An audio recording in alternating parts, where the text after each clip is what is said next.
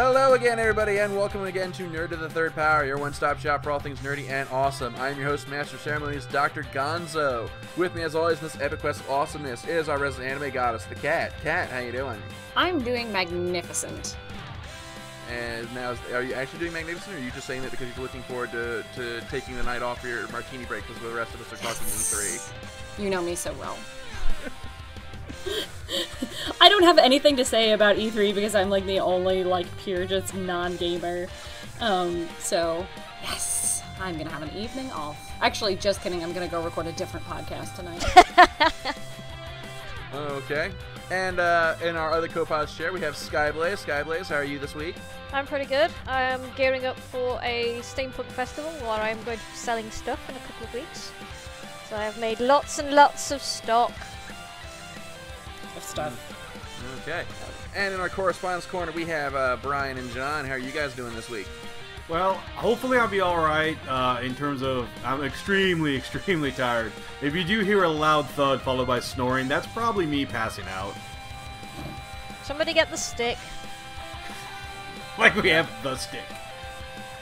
Yeah, you been having trouble sleeping, Brian? Yeah, because I don't have a fucking bed right now. What happened to your bed? My bed frame broke. No, I have a mattress. It's now on the floor, but my bed frame broke earlier this week, so I've been having. If you need recommendations for sturdier bed frames, I have quite a bit of knowledge on that subject because of reasons. I don't want to know why. I don't want to know why. All right. Well, John is clearly in a good mood, so let's address the I almost want to say the elephant in the room, but that would be mean. Mike, how you doing? Jesus Christ, I'm fat, but fuck, man. Hashtag worst friend ever. No, this is No, it's worse. He's called me Ham Solo. Oh! Oh, what an ass. Because this is how me and how me and Mike communicate is similar to how me and Kat communicate. I call him Ham Solo, he calls me Fuckface, and we know that there's love all around. So much love, it's illegal in some countries. So anyway, Mike is joining us this week for our E3 discussion, which is we had a really big year this year. I don't think I've been this excited about an E3. I don't think I've been this. I don't want to, not just excited, but this involved in an E3 since the year of the Great X-Bone Massacre. I would say this is probably one of the best E3 in probably the last 10 years. Okay, so yeah, definitely a lot to talk about. But of course, there is procedure to follow. So, Mike, this is going to be your first time joining us for a tradition we have here on the show called Ask a Geek. And we have a few questions here. So our first question here, this one is for Kat, and it comes from Amy, and she asks, Kat, what so far to you is the best anime to come out this year? Oh, that would imply that I've watched any this year. Jeez. Probably, and I'm going to say this probably because it's the only show that I've actually watched from this year's lineup, but also because it's absolutely amazing. But My Love Story is absolutely the most adorable thing I've ever seen. Probably not. That's a little bit of an exaggeration, but it's absolutely a great show. If you're not watching My Love Story, it's a cute romance starring the most unlikely people, and it's just perfect in every way. Okay. And she's got another question for you, which is, what is the difference between an anime and an OVA? An OVA, which they don't really call them that anymore, is original video animation. It means typically they were never released on TV, so it's kind of like how every Disney movie has a straight to VHS sequel. I say this because they don't really do this too much anymore. So it's usually like an alternate universe or some sort of sequel that just wasn't good enough to put on TV. That's the basic premise. There's a lot of shows that they only made OVAs for, especially in the 90s, when there wasn't a lot of money to go around anymore, so they just took really popular franchises and only made OVAs out of them. they still kind of do it for one-shots and stuff that isn't long enough to be a series, but there have been some OVAs that were series length, and then you kind of wonder what's the point of making it an OVA. But anyway, now, that's the basic There's one premise. thing I've always been a little confused about. I don't know if this is an actual difference in terminology or if this is just the internet making typos, but I've also seen the term OAV in addition to OVA. Is there a difference, or is that just the internet being dumb? No, it's just a different it's a different ordering of the words. There is no right or wrong. I usually say OAV actually, but OVA.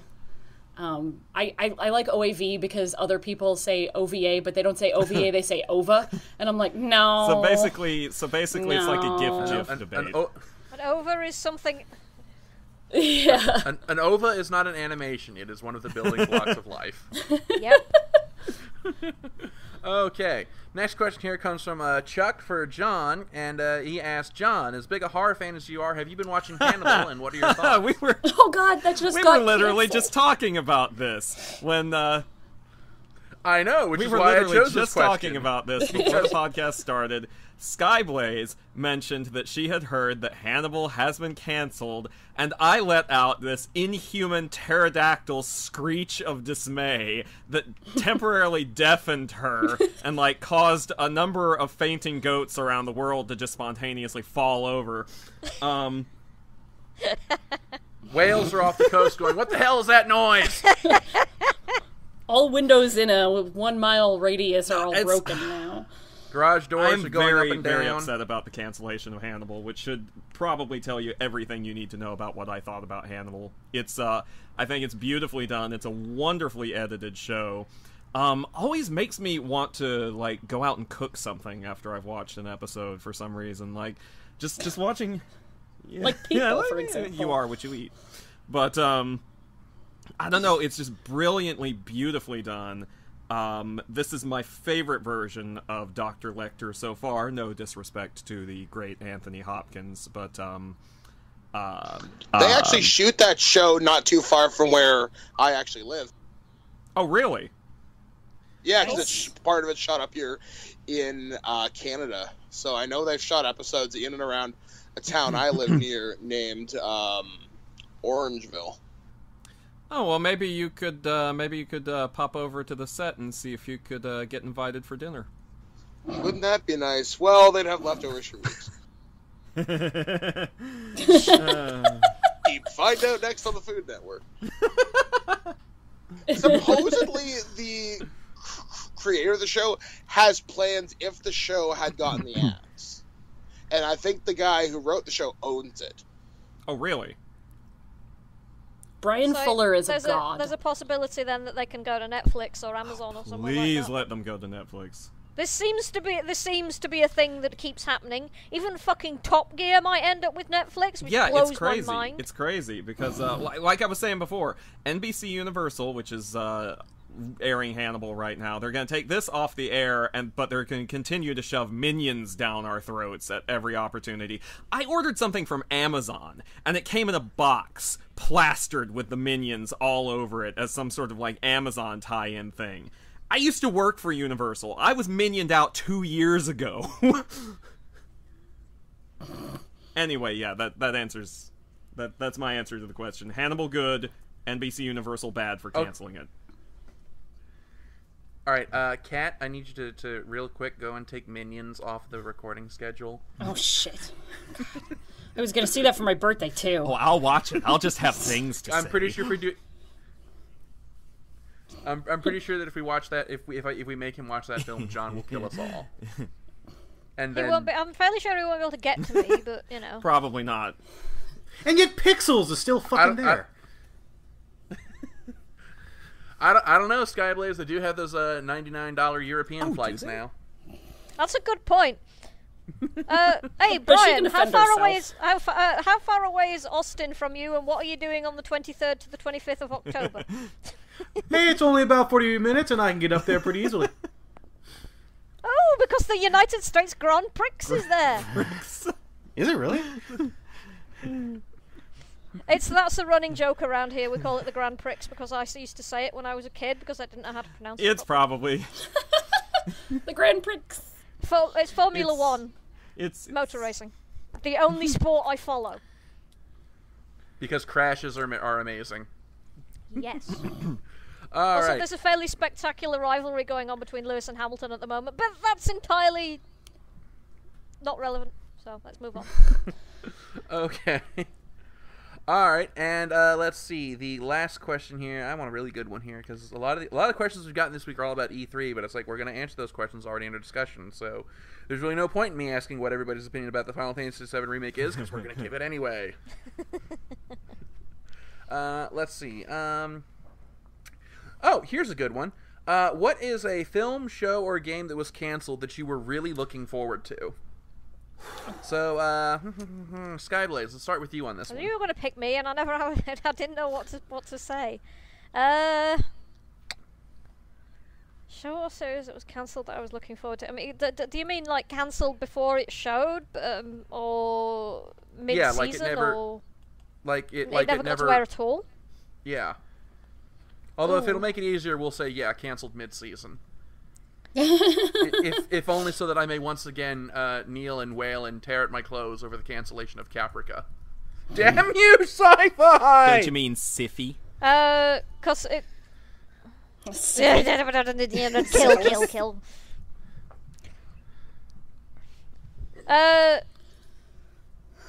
Tron Uprising. It did make it to air, but they didn't finish it, per se. Which pisses me off. And I heard really good things about it when it was first airing. It's a really good show. That was what? That was what, 2005, 2006, somewhere around there? I can't remember. Yeah, I think it was working at I was working at Twilight Zone Comics at that time, and everybody was fucking talking about it. Because it was really good. All right, Kat, what about you? Something you were looking forward to that got canceled? God, I was looking forward to any one of Brian Fuller's shows being finished ever at all whatsoever. He's the new Joss Whedon. He will never have a finished show.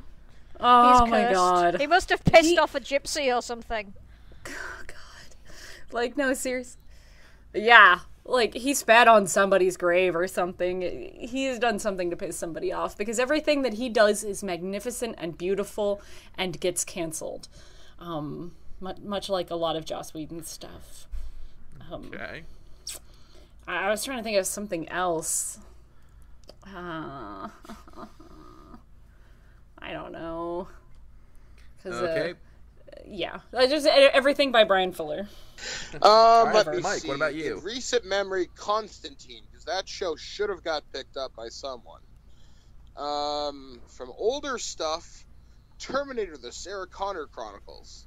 And the guy who wrote the show has said, I'm never going to tell you what would have happened until it gets made. I'm like, you fucker.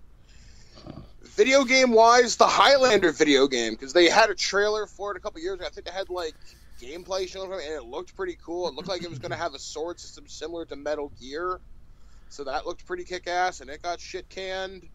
And random, because it was canceled and is no longer around, Ecto Cooler.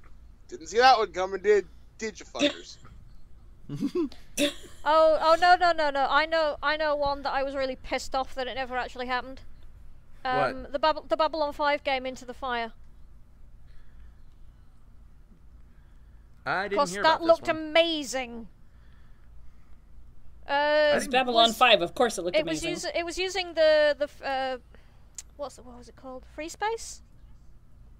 Free Space Engine, and it was Sierra who was developing it, and then they went through all the, like, they pretty much collapsed in the late 90s, yeah, it didn't really end up being finished, which makes me sad.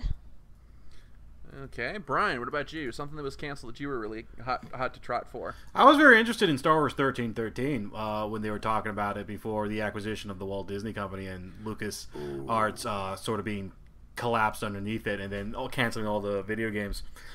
And also Mega Man Universe, I thought was kind of a neat concept of online Mega Man and then level customization. I was like, ooh, that would be kind of fun to play. Both those kind of got killed out, and I haven't really felt as interested in either franchises since. God, Star Wars 1313. That was the one where you were actually going to play as Boba Fett, wasn't it? No, I don't think you want to play as Boba Fett, but it was supposed to be, a third person like action shooting game, which I don't think we've seen for a while in Star Wars. I think the last one, even the last one, the first person was like the Dark Forces. I think was the last ones I remember. Yeah, the last third person shooter game that I remember was Bounty Hunter, and it wasn't very good. Yeah, so I was looking forward to it. Yeah. But then it was like, oh, canceled. Yeah, well, there we go. All right, John, what about you? Oh gosh, well, I got a couple of things that popped into my head right away. The biggest, most recent thing, and you were probably gonna mention this if I didn't, Gonzo, was a little thing called Silent Hills. I was very upset at hearing that was canceled because I really wanted to see what Kojima and Del Toro were gonna do with that. If we're going further back and if we're going into TV shows rather than video games, there was a 1991 revival of Dark Shadows, the soap opera. It lasted for one season, ended on a cliffhanger, and was preempted essentially by the First Gulf War. It constantly kept getting interrupted, constantly getting preempted. They played the time slot shuffle with it for a while, and finally these execs just said, it's not drawing in enough viewers, can it? And that upsets me, because it was actually very well done. More so than I can say for certain later revivals of Dark Shadows, but we all know I could go on about that at great length. You're foaming at the mouth again, John.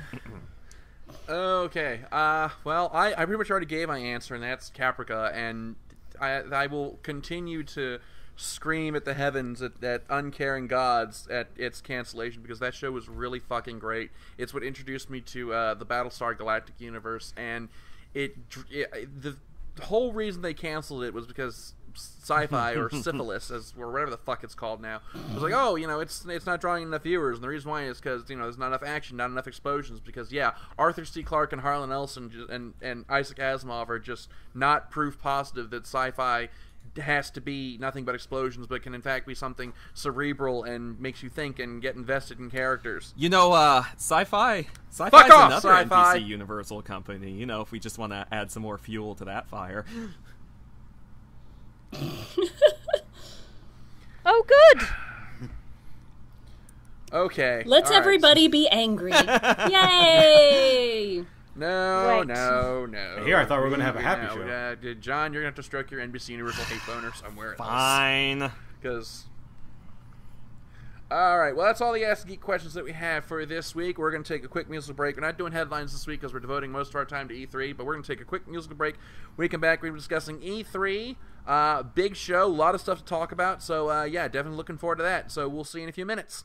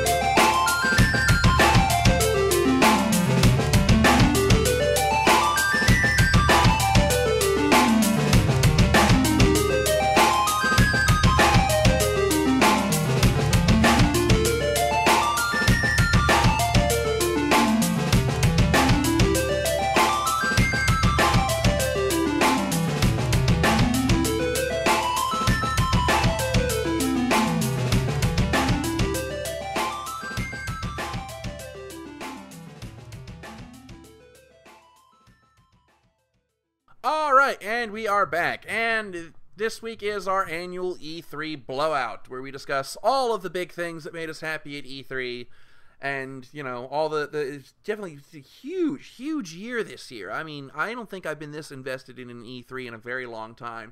Bethesda, I mean, by the time Bethesda's conference was over, I was pretty much, oh, take me now, you virile stallion. But, more on that in a moment. As always, we have our repeat offender, Mike the Birdman Dodd from This Week in Geek, joining us to discuss E3 and all the craziness therein. So yeah, so let's just get started. What was the big thing that you guys saw at E3 that you're now really looking forward to? Truthfully, it's gonna sound kind of fucked up. I'm more excited about the Xbox One's backwards compatibility than most other things outside of Final Fantasy. Just because Microsoft's backwards compatibility was a huge middle finger to Sony's PS Now program. See, I'd be more excited about the Xbox One's backwards compatibility if it was like true backwards compatibility like the PS2 had, and not this stupid selective shit that they have to have now because companies have no foresight when designing games. So I don't know. It's literally that they run on different architecture. Yeah, it's just I don't know. I'm not as enthused about it. So that's just me though. It's an interesting concept, I think. I agree with Mike. After, PlayStation Now sort of, a lot of people didn't like what it was going for, so Microsoft had a chance to sort of kind of sneak in a quick jab, going like, we got backwards compatibility. Of course, when you read into it, it's selective. The companies have to opt for it, so you might get it, you might not. So it's a cool concept, but there's definitely strings attached. Now, I don't have a PS4, so I'm not familiar with the whole PS Now thing. What was the story there? So I have a PlayStation 4, but I don't use... PS Now is sort of their version of backwards compatibility, I guess. But you get to pay for it. Yeah, you have to pay for it. So you're paying for a game you already own. And the prices were, when they first launched, was absolutely ludicrous. To the point it was what would be the point? Not even discounted. Why would I want to pay again of something I already own? I still have my PlayStation 3, so if I'm really desperate, I'll just put it in the PlayStation 3. Okay, yeah, that does sound kind of ridiculous. Again, good concept, horrible execution. And it's more of the double dipping that the industry's getting really kind of infamous for these days. Yeah. You enjoyed paying for it so much the first time, you'll love paying for it again. But I already own it. Pay again. I already know. Pay again. I'm gonna kick you in the balls. Okay. Hold back, Brian. John, remember, I'm sleep deprived. John, what were you most looking forward to? Well, again, as I was mentioning before the show, I may have gone into emotional, violent, sobbing fits of joy and emotion. That sounded better in my head. But I may have started crying uncontrollably when The Last Guardian was confirmed as still being alive, and actually has a year attached to it now, and even some new footage, is in as far as you can trust. And it looks so pretty. It does. I want a giant bird, puppy, griffin, rat, cat, hyena. That follows you around and stops you from falling from high places. Yeah, which it would be very useful for me, actually, in my day-to-day existence. But God, it's so... I loved Eco. I loved Shadow of the Colossus. I've been waiting for this. This was practically one of the main reasons I bought a PS3. So I'm a little miffed that I'm going to have to get a PS4 for this thing. And I'm just hoping against hope that this is for real this time. It's really, really gonna happen. And yeah, we're yeah. No, I'll be passing the hat around for the betting pools to whether or not this actually happens. Yeah, I feel like Last Guardian. I mean, as much as I love the concept and it looks great, it does feel like it's just a joke at this point. Like a horrible joke on the gamers of like, we're going to tease you and then never release this game, but we're never going to cancel it. So you'll always have a little bit of hope. To the point where, like, when I heard the news, I kind of was like, all right, who's the kidder? Who's joking with us now? Because I know some people are going to be upset. To be fair, the same thing happened with a lot of Diablo fans with Diablo 3. That was 10 years between games. And Blizzard kept saying, it's not cancelled, we are working on it, it's not cancelled. And everyone was like, yeah, bullshit. And then it was like, Diablo 3 being released next year, and everyone went, what? What do you mean next year? And meanwhile, Duke Nukem Forever is over off in a corner going, yeah, you just see how that works out, motherfucker. Well, Duke Nukem also changed like 3 studios, so that's not a fair comparison. Oh, that's being generous. It's more like 9. But I think I'm the only one who does not give any fucks about The Last Guardian, simply because I've been burned for the last 6 years. Any excitement for that game died. I saw the world premiere trailer for that when I was at Spike TV's VGAs, and I was like, oh, this looks really cool. Then, yeah, I don't give a fuck. Mike needs to learn. Mike is not ready to love again. No. Skyblaze, what were you most looking forward to? Well, I now have a reason to buy a fucking PS4. Several reasons, in fact. The Last Guardian being one, assuming that it actually materializes. Horizon Dawn Zero, whatever the hell it was called. The one with the girl wandering around through the savannah hunting robot dinosaurs. That thing. Looked awesome. Kingdom Hearts 3. Twitch. Oh, did we finally get a release date for that? Not a firm one. They've kind of said it's probably going to be end of 2016. But there's no firm announcement yet. But we did get some more gameplay footage, and it looks amazing. Plus, they confirmed that Tangled is going to be one of the levels. Now, on the note of Kingdom Hearts and Squaresoft in general, of course, you know, the thing that made everybody the elephant in the room. Let us address it. Yeah, the thing that made everybody collectively shit their pants, and invent a new form of dieting in the process. The Final Fantasy VII remake, and I gotta say, this kind of worries me a bit, because I think that this is sort of a Hail Mary pass for Square, because let's just be totally honest, they haven't had the greatest track record for the last few years as far as their in-house IPs. I mean, at least with their really big ones. I'm sure they've had some small ones that they've seen some success with, but like, you know, Final Fantasy 13 and its many spin-offs getting trashed, Final Fantasy 14 and the disaster that was that initial release. I still don't know anybody who's playing A Realm Reborn. I do. A couple of friends of mine are, and they say it's okay. I mean, this is kind of how worried I am about Square Enix. The last game that I played that was published by Square Enix that I really truly enjoyed and considered worth every dollar was Hitman Absolution, which wasn't even developed by Square Enix. So that tells you about sort of where I'm thinking the company is headed. So am I the only one who thinks that this kind of looks like an act of desperation on Square's part? It's like, okay, fine, we're going to give you the Final Fantasy VII release, just please don't let us go out of business. That's kind of what I think it is, too, because, like you said, a lot of their primary IPs, they're doing okay, nothing stellar. I mean, the successes they've had with Deus Ex and Tomb Raider, that's good, but they got those IPs elsewhere. Their main flagship, Final Fantasy, everybody jokes about how bad the Final Fantasy games are. So the fact that 7 is getting this remake, and now...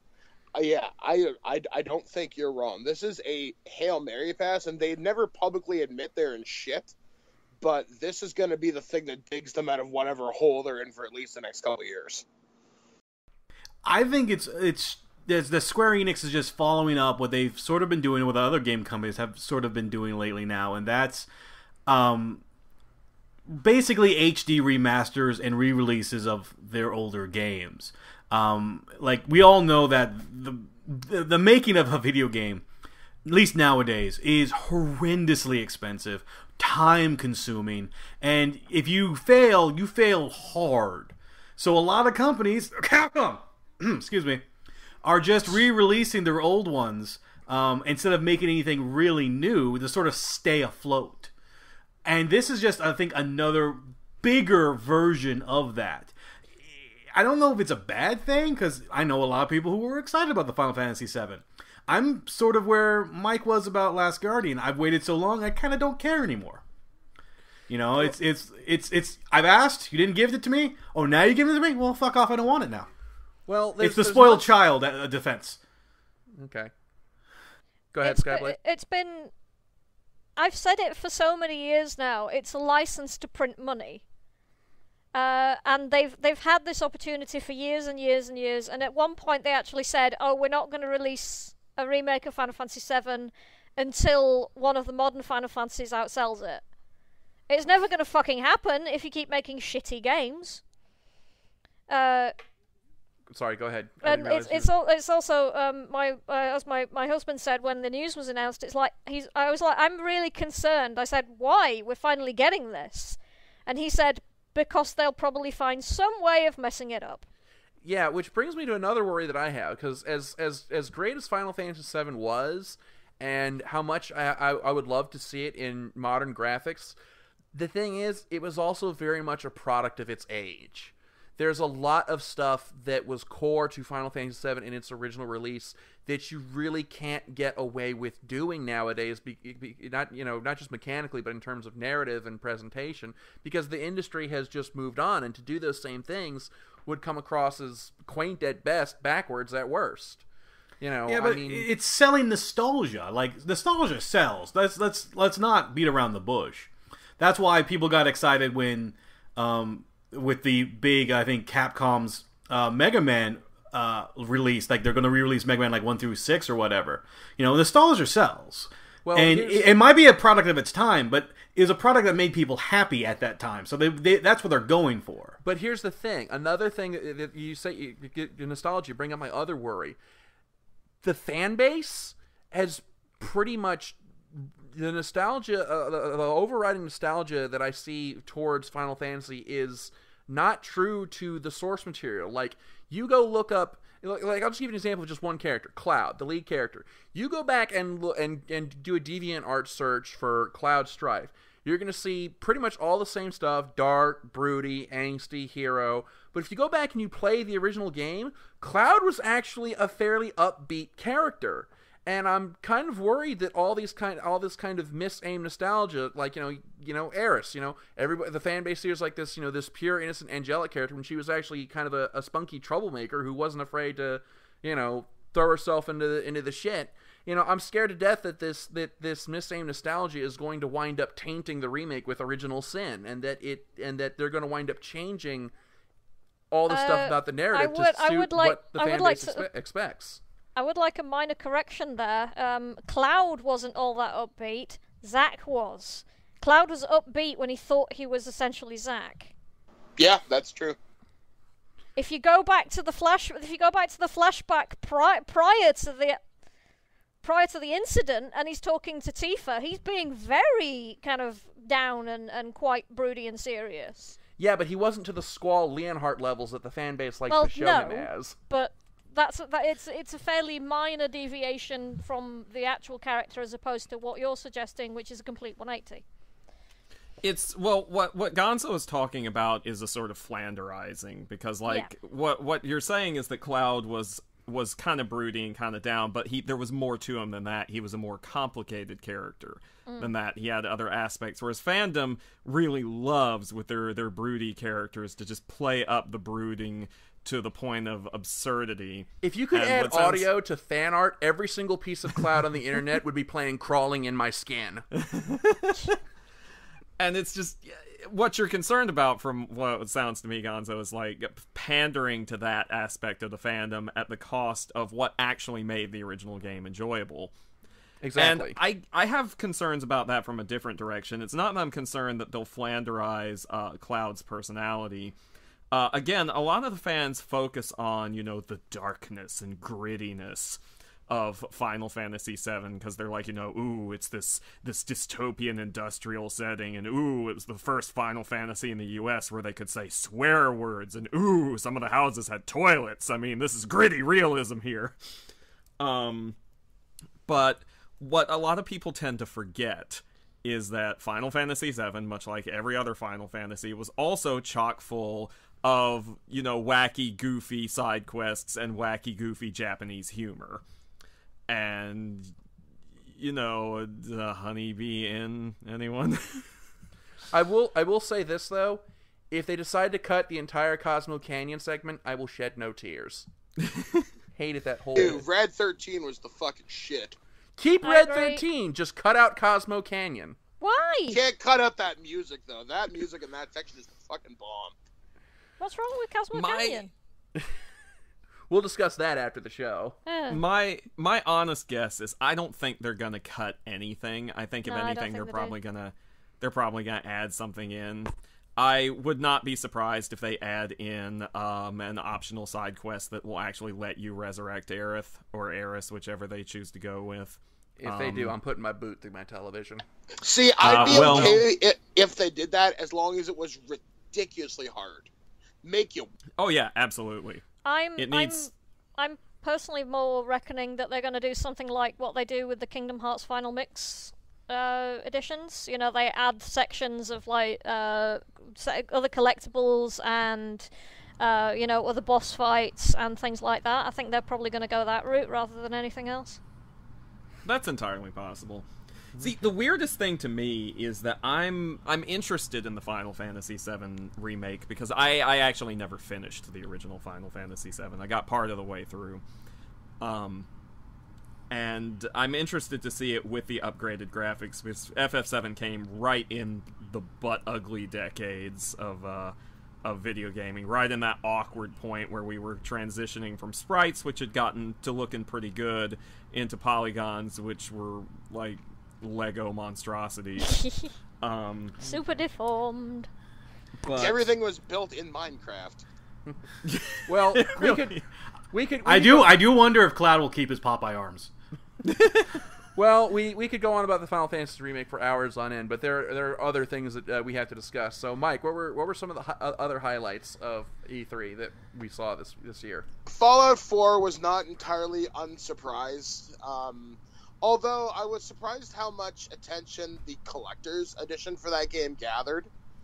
And from what I've heard, due to a glitch on Amazon and through Bethesda's website, it sold out within hours. Now, did it sell out to people who actually ordered it, to legit customers, or is this another Ni no Kuni situation where it goes to one fucker who's going to sell the shit off at $1,000 a pop? Well, I know Bethesda is manually going through their orders right now, seeing who has ordered multiple copies. And if they have an unusual number, my guess is those orders will be canceled. If you ordered 2, that's understandable. If you've ordered 6, clearly you're an asshole. So, yeah, another thing that surprised me, the Shenmue Kickstarter, I think as of right now, I think it's over 3.5 million as of this recording. And cue Brian grinding his teeth. Yeah, that was fucked up. But it was kind of cool to watch that counter for the first 9 hours. Now, Brian, you were talking to me before we started the show about your misgivings about the Shenmue Kickstarter. Why don't you go ahead and repeat that for our listeners? Well, it's something that, like, I just don't want this to be a precedent in the industry. Now, for people who don't understand, like, Shenmue and everything is sort of surrounding it, it was a Dreamcast game. One of, like, first Dreamcast games I think my brother and I played. And it's great prototype for, like, open world gaming and stuff like that. And it has a really, really loyal following. And they really wanted a third game. And to see it finally sort of come to fruition was great for everybody. But to see it come to fruition going, all right, guys, but I need your help to fund it. And I was like, well, Sony just bought you. So, like, it's like using Kickstarter as a marketing device almost, going, all right, I need to prove that to my bosses now that to make this game, so we got to, like, figure out how to do that. Well, if we get people to pay a lot of money, we can do that. So it's like, all right, you're going to pay a lot of money. One, where does the money go? Like, how much is this going to sort of affect the game?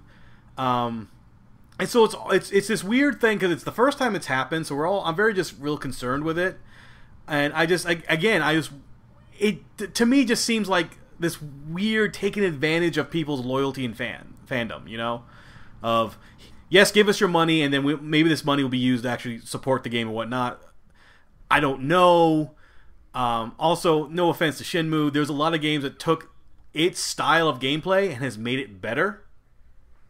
So I don't know if it's still the game it was. If that makes any sense. How much of this money is going to fund the growth of the franchise and not just buy hookers and blow? From what I've heard, because I'm part of the kind of the Sonic/Sega fandom, and I saw people talking about this a lot, and people were like, I don't know if I'm comfortable with funding this because, and some people were saying this is actually like only going to be a small part of the actual funding for the game. It's not the entire budget by any means. It's just a kind of like so we can make it as good as we possibly can, and to ensure and show a lot of our investors that there is this much interest in this game. Sounds almost like a seed investment. A little bit, yeah. Okay. Supposedly, I've heard a lot of the Kickstarter money is going to be going towards doing really cool pre-order bonuses and the collector's editions for that. Although this does set a horrible precedent. We are going to see this again. I promise you we're going to see this again. Now, it's kind of smart on their behalf because it's basically a marketing survey you're being paid to take. But at least you're getting something out of it. Because guaranteed, this is going to end up on store shelves at the end of the day. This is going to be a Kickstarter exclusive by any sort of the imagination. So I'm glad it got funded. I wish we'd known it was getting funded beforehand. But now that the public eye's on them, Sony will be very careful how they proceed from here on out. But we will see this again. Okay. We might see it again. I still don't think we're going to do a AAA title with it. I think this is sort of a weird experiment. Yeah, this is a little bit of a weird experiment. We might see some other titles people really want to get pushed through ranks again. But I don't see this become a huge standard with some of the bigger budgeted games or the bigger, I guess, known games. One title that I really want to talk about because it's such a huge part of gaming history that I would consider it an abomination unto the Lord if we let this episode pass without talking about it, and that's the new Doom. And oh my god, I am so excited. Yeah. I don't know if anybody of our listeners, if you follow me on Facebook, you'll know that I'm really into this mod for classic Doom called Brutal Doom, and the new Doom is pretty much that, but in HD graphics, and I'm just like, yes, this is I love this and I want it. It must be mine. I can't even form coherent words about it. I love the fact that you're excited for this because I love the fact that anyone's excited for anything. But I think it's hilarious that you sort of like you talk about Final Fantasy VII being a product of its time, and Doom is a huge product of its time when it first came out. And so to see this new Doom, which is just apparently Doom on steroids, and you're praising this, but then you're sort of like, you're kind of putting down Final Fantasy VII. Thank you. Do as I say, not as I do. No, I'm fully aware that I'm a hypocritical fuck when it comes to Doom, but that's where I cash my hypocrite chip is with Doom. I will play any new Doom because I'm just a Doom fanboy. As long as they give me a Cacodemon plushie as a pre-order bonus, I'm cool with it. My god! You know what would be fucking awesome, man? If they gave you the BFG as like a scaled replica, like the fucking Lancer is for like Gears of War. Oh man, no, then that edition would be just like prohibitively expensive. I don't give a shit. Take my money and my virginity now. Yeah. Like I said at the start of the show, Bethesda pretty much won me between Fallout 4 and Doom. I was just like, oh, take me now, you virile stallion. I am yours.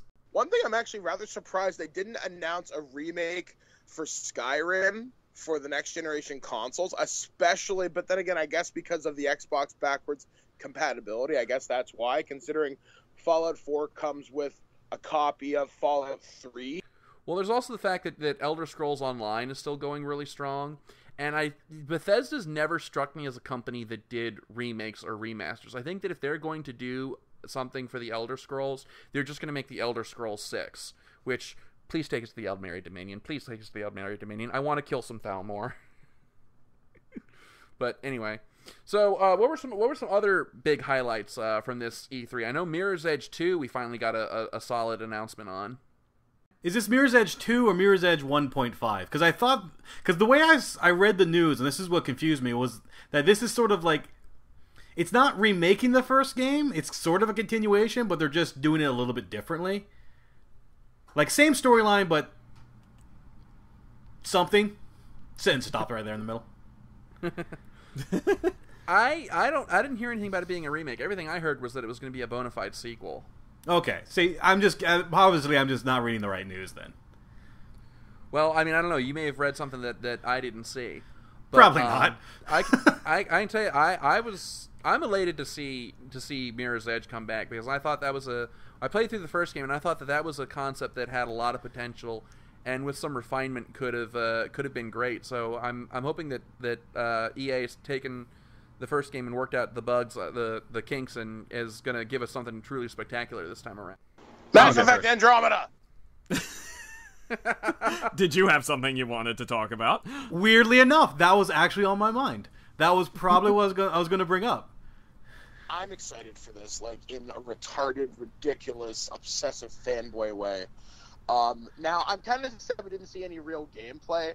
You get hints of the storyline. We know it's taking place in the Andromeda Galaxy. The one thing that I want to know, in terms of where this game takes place, is what ending from Mass Effect 3 is now considered canon. Well, now my question is this actually a follow-up to Mass Effect 4? Like, is it a direct follow-up, or is it just another story that's taking place in the same universe? They've said it takes place after Mass Effect 3, but they haven't said how long after. My guess is at least a couple of 100 years, at least. Then I would think with that time scale, it almost wouldn't matter. Well, it would, simply because some of the Council species are exceptionally long-lived, like the Asari. It's not unreasonable to think Liara could still be alive in Andromeda. True, but again, like you said, this is taking place in a whole nother galaxy, so it might be one that just was never touched by the Reapers. Oh, but the guy's wearing N7 armor. He's from Earth. Okay, it's possible to travel from one place to another. Yeah, well, I'm just saying, me and Mass Effect canon, that's a world I know shit tons about. I'm actually replaying the game on Xbox One right now, literally as we play right now. I'm on Ilos. Anyway, yeah, so I'm kind of curious to see where they're going to take it there. I will see gameplay, my God, for sure, by E3 next year. My guess is we'll hear more at Gamescom during the summer about this. I will definitely get something by N7 Day this year. Probably a firm date. It wouldn't surprise me, actually. Okay. And I think of what else at EA. Battlefront looks a lot better now that I can see some of the vehicle battles. Now, when you say Battlefront, you mean the Star Wars Battlefront? Yeah, oh yeah. Fuck regular Battlefront. It's all about Star Wars. Although, I think one of the things that came out of the EA press conference that really kind of weirded me out, the fucking Plants vs. Zombies Garden Warfare with the weird superhero zombie that came out with the president of EA or something. That kind of weirded me out. I didn't think that game was that huge, but evidently it has like this ridiculous following. It's not an E3 without just a weird shit happening, and I'm finally glad it wasn't Konami doing the weird shit. I'm waiting till we can talk about the Square Enix weird shit, because oh my God. It was just really boring. So wait. It was for most of it. Yeah, it was just so dull. It was like they were trying to set the world record for the most boring press conference.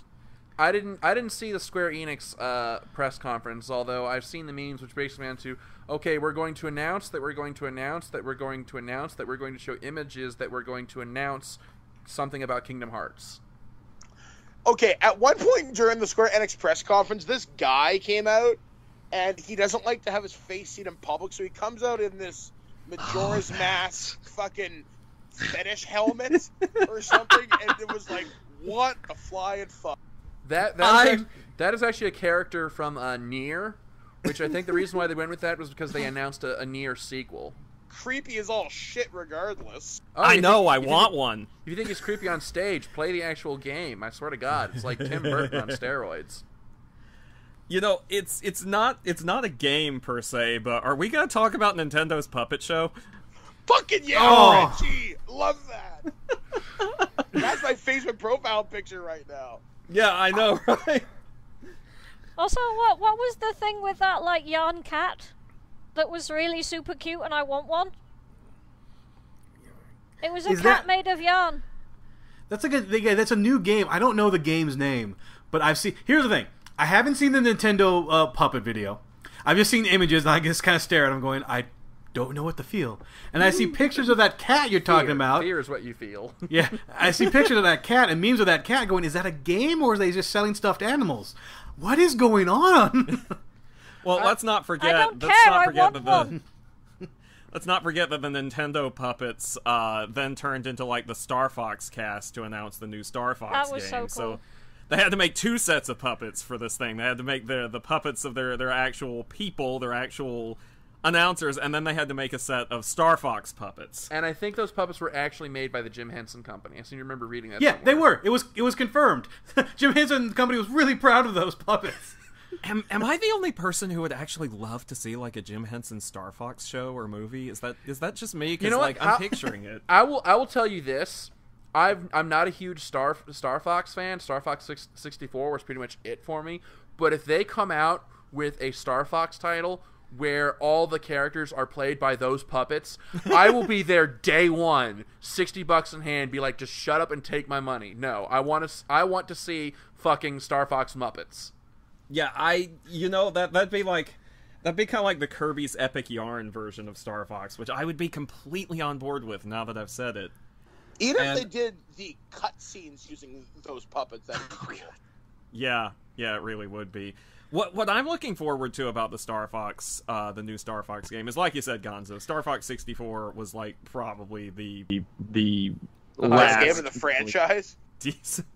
Yeah, they went in some weird directions after Star Fox 64, but it looks to me like this new one is kind of like at least it looks to me like it's a partial reboot. I don't know if it's a hard reboot or a soft reboot where they're just going all the way back to like 64, or if this is essentially like restarting the storyline from where 64 started it, which I would be okay with because just Dinosaur Planet, man. I just, What's interesting from the footage that I saw is that they've actually taken concepts that were later abandoned, because Star Fox 2 never officially came out. It just went from Star Fox all the way to Star Fox 64. So Star Fox 2 never had like an official release. But in Star Fox 2, there were scenes where your ship, the R-Wing, turns into like basically a walker. Yeah. And now in this new game, I saw that happen in the footage. Going, okay, so I like that you're sort of going back to concepts you sort of abandoned. I'm pretty sure though the Landmaster stage, the Landmaster stages will still be the bane of a lot of people's existence. I tell you what I would like to see, because I actually found a beta of Star Fox 2 for the Super Nintendo. There's a ROM of the beta that you can find if you know where to look. And one of the core mechanics of it wasn't like in the first game or in 64 where you just picked a path and then you went from level to level. There was actually, I want to say it was almost sort of like a war asset system like Mass Effect 3 had, where you would go to a stage, you'd play through it, you beat it, and then that would give you like a readiness rating, and then there would be chances that planet would be attacked and then taken back. It was almost sort of like a turn-based strategy. It was almost like a flight sim meets turn-based strategy game with the Star Fox 2, and I'd really like to see them bring that back for a full-blown release for the new Star Fox game. One thing that kind of disappoints me about the new Star Fox game, though, is that you're forced into using the one control scheme. You have to use the pad. There is no option to use a Pro controller, which... Is there really? Yeah, you are forced to use it. You have to use motion. Oh, okay, and there goes my interest, because I just tried to play a friend of mine came over last night. He had me try Splatoon, and the motion controls for that game just turned me right the fuck off. Turn off the motion controls, and it's not a bad game. because literally you only have to look down to see where you are. But yeah, I agree with you. The fact of using motion controls to aim, it's so clunky, and hell, that's the reason I never finished Zelda Skyward Sword, because of motion controls. I'm like, man, fuck off. Give me a... It also tends to be a massive problem if, like me, you happen to have like migraine problems and you're left-handed, because everything feels A, backwards, and B, makes you dizzy and ill. Absolutely. If you're gonna do something like that and make us use motion controls, have it work with something like the Wii Zapper. Because I played Resident Evil 4 with the Wii Zapper back in the day, and it was fucking awesome. And I could see something like that being more useful than, waving around the big clunky control pad. So, the other big thing, and this is sort of kind of a worry, that raised a worry that I have with Nintendo, and that's that the outside of Star Fox, the biggest news that I heard coming out of their conference was Amiibos. And I'm just like... Are we? Is Nintendo going full circle? Are they going back to being a toy company? Have you seen those things sell? Yes. You can't deny how well those are selling. Yeah, they are. Again, they're kind of like tiny plastic things of lots of money that people will buy. And they also announced that they're going to be cross-compatible. The next set are going to be cross-compatible with Skylanders. So they're just standing there going, "Let us bathe in our bath of yen." Not only are they going to be cross-compatible with Skylanders, but now the Wii U version of Skylanders has a couple of exclusive Nintendo characters showing up. Like there's a Bowser Skylander now, just straight up Bowser. Yeah, that he actually looks really awesome. They gave him armor. They gave him like this big, fuck you hammer, and it's Because, if Bowser was going to be a LARPer, he would definitely be, carry the heavy armor and a big fuck-off hammer. I have a new headcanon of Bowser as a LARPer, and I love it. But see, the reason why this concerns me is, for this generation and last, Nintendo has been probably the one company that was focused on making strictly a games console. And this whole E3, the only game that I know of that was announced at this E3 was Star Fox. Did they announce any other actual games this year? Yeah, they did. They announced the Yoshi. It's basically Yoshi's version of Kirby's Epic Yarn, isn't it?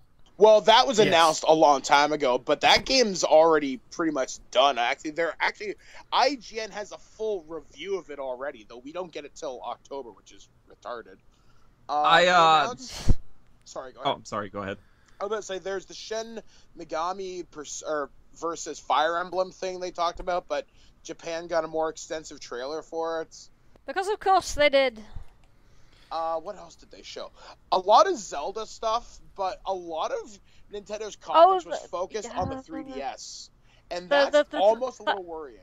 That 3-player Zelda thing where you stack up the players. Yeah, Triforce Heroes. Yeah, and that's the one. And you also change costumes to get different powers. Apparently, you can put Link in Zelda's dress now. Yeah, for cross-dressing characters. Well, that's all. To be fair, that's long been a thing in Zelda. Let's be honest. Yeah. There's also There's also Mario Maker. They showed that off a little bit too. Oh yeah, that I haven't looked at, but from what I've heard of the concept, that actually has piqued my interest. You want to see that game look awesome? Sorry, dude, I have to finish this thought. You want to get excited about Mario Maker? Watch the last 20 minutes of the Nintendo World Championships. That did more for Mario Maker than the entire E3 press conference did for it. Because that shit was intense.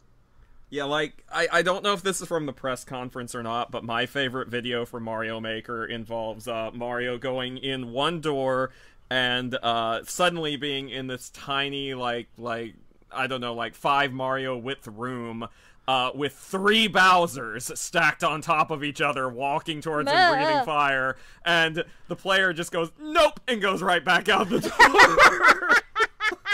Was from the Nintendo World Championships, and that player was like, yep, that's a lot of nope. All of the nope. Summon the nope badger. An express ticket to Nopeville on the fuck that train. Seriously, Mario Maker, I thought it was kind of a goofy concept. Alright, okay. But when it was announced as the final game for the Nintendo World Championships, and they showed off all the weird and intense stuff you can do with it. I haven't got that excited for a video game competition since like the Call of Duty finals or StarCraft finals. It was so intense. Like, literally in my house, it was me and my wife and a couple other friends. We're cheering Mario. I never thought I'd see the god today. It was like the wizard had come to life. It was fucking awesome. Okay, well, we're kind of running out of time here, so let's start winding things down. So what's something else that you guys are really looking forward to that we haven't discussed previously so far? So Skyblaze, we'll start with you. I found the name of the thing with the yarn cat. It's called Unravel. Oh, okay. And it's produced by EA, of all bloody people. And it sounds really adorable, because apparently it's about this lonely old woman, and she's lost touch with her family. And the Yarny has to go out and like go through her garden and find things that represent her memories. Ooh, so it's Alzheimer's, the game. I don't know if I'm going to be able to touch that. John, what about you? What's something else that you're looking forward to that we haven't discussed previously? You know, it's. I think I discussed everything that we know that is coming out that I'm excited about. The only thing that we didn't touch on, I was going to mention this in the Final Fantasy VII discussion, was that I can't remember their names. The people who are the heads of this project, who are remaking it, talked about 2 other Final Fantasy games they want to remake if Final Fantasy VII's remake sells well, and I'm actually way more excited for seeing them remade, and that's Final Fantasies 5 and 6, especially 6. Okay, a Final Yeah. Fantasy 6 remake, I would be all over that shit. I will have them all, please. He was talking about how, you know, well, we've remade 1 because they remade it for the PS1. We remade 2. We remade 3 for the 3DS, or just DS, I forget which. 4 they've remade like 18,000 times. Mm-hmm. And he's like, we just kind of leapfrogged over 5 and 6 straight to 7. And he's like, and that feels wrong. So if 7 does well as we hope it does, I want to go back and do 5 and 6. Maybe they'll actually do a half decent translation for 5, because the one that came out for the anthology series was appalling. It really was. Remake 6, get voice actors, cast Mark Hamill as Kefka. Yes! Sold! Shut up and take my fucking money. And then I will have to fight my husband because he is the biggest Mark Hamill fan on the planet. Like, get off! No, it's mine! No, it's mine! That's why you punch. Cast Mark Hamill as Kefka, and I will call you Daddy. Oh, that is how badly I want that went disturbing quickly. All right, Brian, what about you? Something that you're looking forward to that we haven't discussed previously? We pretty much discussed everything I need to discuss, but I feel like I need to go take a shower after that remark. So, over on to the next person. All right, that'd be Mike. No Man's Sky.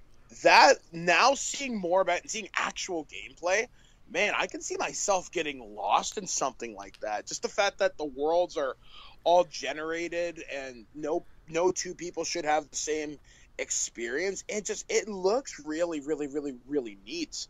One other thing that I'm excited about too, because this was supposed to be exclusive to PlayStation 4, and then I guess it's not. There was the Xbox Early Access program, and they said openly, oh yeah, we're going to have DayZ on Xbox One. I'm thinking, holy shit, that's fucking cool. I'm down for that shit. So I think that's really neat for them doing that. Another thing that I'm really excited about coming out of E3. Oh, let me think. I want to give you one more, so it's 3. They're doing. This came out of the PC side of it, which I'm admittedly not a huge PC guy. In fact, I'd rather hate PC gaming, but that's a different story for a different day. They said when they do the StarCraft Legacy of the Void beta during the summer, you do get some extra crap. So I'm kind of excited for that, because StarCraft 2 is the main reason I got an updated computer in the first place, because I really wanted to play it. So yeah, I'm looking forward to that. Like I said, overall, this was a fantastic E3. Not a lot of negatives coming out of it. A few low points, but overall, this was pretty damn solid. All right, and not nearly as one-sided as Sony's complete and utter KO of Microsoft a little while ago. Well, the other game I'm really looking forward to that we haven't discussed previously is the new Hitman game. I saw the trailer for that and I was like, oh, I love this. I fell in love with the Hitman series with Absolution. I've played the other games since, so I really want to see what they're going to do with this new Hitman game. The trailer looked awesome, which I admit is, doesn't really say much because a trailer can look awesome and then the game winds up being crap. See Duke Nukem Forever for that, or Aliens Colonial Marines. But new Hitman, I'm definitely looking forward to that. Someone had mentioned the new Hitman's going to be episodic in the way it's being released, which I don't think is a terrible idea, actually. Like, supposedly you'll get new contracts every few weeks, and you only have so long to go out and do them. So it's then there may be some kind of an augmented reality thing to it. I'm not sure. That would kick fucking McBooty. That would be like, if that's actually happening, that would be appointment gaming right there. Like, not like, okay, no, sorry, Kat. I know you really want to go to this dance, but I can't. New Hitman contract. I gotta go ice this guy because you know where my priorities lie. Games that came out of that. Can we talk about Rise of the Tomb Raider for just a second? That looked really good. Yeah, sure. Not for too long though. Like I said, we are kind of running out of time here. Yeah, I'm excited for that because it looks really, really sick, and Xbox One exclusive. Yay! Well, which just means it'll be a year before I get it on PC. Yeah. So, but yeah. So that's about all the time that we have for Nerd of the Third Power this week. Before we go, Mike, as is traditional, this is where we give you a chance to pimp out some stuff that you're working on. So what do you got in the pipes? Awesome. Well, you can check out some of the stuff that I do over on thisweekingeek.net. I also produce another show called Terrible Warriors. It's a role-playing podcast. We're actually doing a Mass Effect game in the next couple of weeks, which you should see at some point during the summer. So that's terriblewarriors.com. And lastly, if you're in Canada, I've joined Video Game Sophistry on AM 640 and Edge 102.1 in the Toronto area. So I'm on the largest radio network in Canada, which is pretty fucking sick. So you can find me on there. You can look me up online under Video Game Sophistry and tell them Birdman sent you. Yep. And of course, you can catch me, Skyblaze, and Birdman in our other podcast, Last Exit to Ponyville, which comes out as often as new Pony episodes do. Yep, there'll be a new episode very, very soon. Probably this week, actually. So that's all the time that we have for Nerd of the Third Power this week. Thank you as always for tuning in. Come back next week. We're going to be discussing when scientific reality kills the storytelling. So that's going to be a lot of fun and kind of an appropriate topic, hot on the heels of our Jurassic World review. So yeah, going to be a lot of fun. We'll see you next week. As always, I'm Dr. Gonzo. I'm Skyblaze. I'm Brian. And I'm John, and I'm going to go back to crying over The Last Guardian. All right, we'll see you next week. Taka, play us out. So beautiful.